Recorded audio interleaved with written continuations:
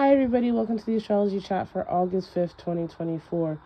The activities for today that I'm really going to give you the most oomph for your day is to pay attention to what God is trying to show you.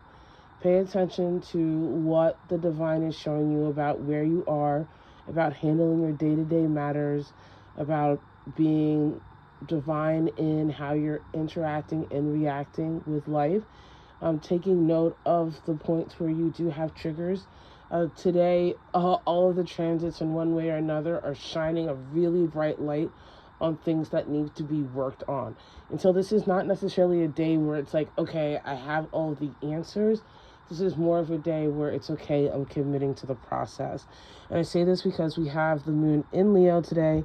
The moon is going to be in Leo until 5:15 p.m., but the moon is going to go void from 11 a.m. or 11:15 a.m. until 5:15 p.m. So we have a really long day, void day. So everything is kind of behind the scenes. And while that is happening, though, there are still transits that require us to stop and think. And so while the moon is in Leo, it makes a sexy square to the North Node, a trine to Chiron retrograde, a square to Uranus, and a quincunx to Neptune before it goes void. And so all of these things, right, challenge us in that new moon energy to be honest about what needs to be let go of around our ego, what needs to be healed, so that we can really have a sense of who we are and move away from things that no longer serve us, so that we can do the work for our healing, so that we can learn how to be adaptable and mutable for things that cannot be controlled.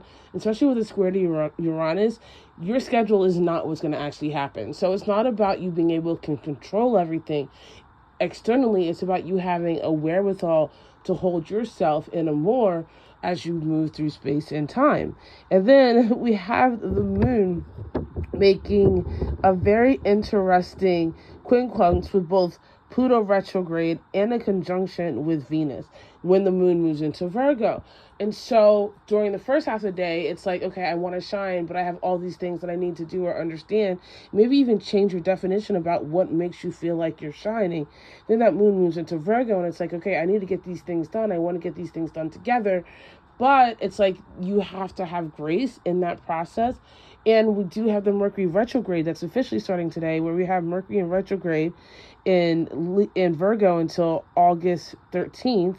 Then it will move back into Leo August 13th to September 9th, which is why I'm saying everything you're noticing today is a part of a longer to-do story, right? It's a longer to-do list that you're going to be working on, with Mercury going retrograde in Virgo and Leo and then back through Virgo again, right? So allow yourself to just take note of what comes up so that you know what you're working on.